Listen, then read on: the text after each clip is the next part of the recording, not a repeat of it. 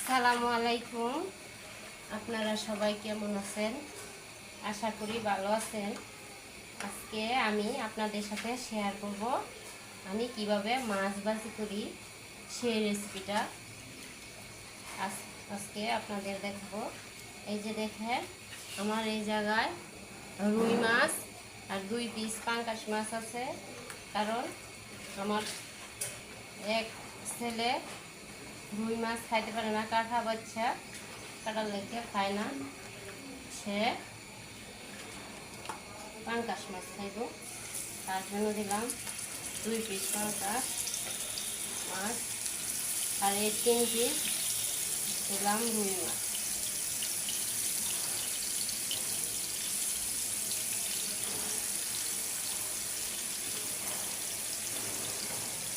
এই যে মাছ ভাজি, সবাইকে আরেকবার আমার মাছ ভাজির রেসিপিটা দেখাই দিই।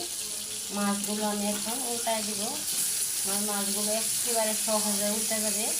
এই পাইপেনের মধ্যে আমি শুধু ভাজাভাজি করি।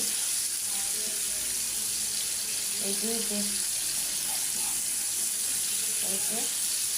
এই 2 পিস পাঙ্গাস মাছ আর এই 4 পিস রুই মাছ।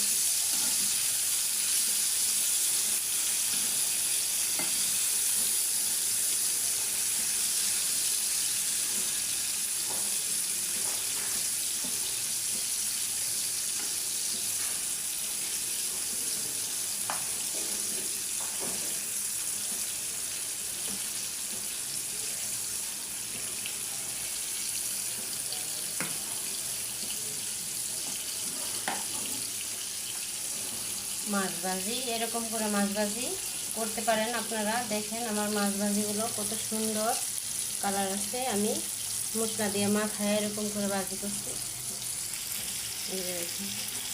আল্লাহ হাফেজ।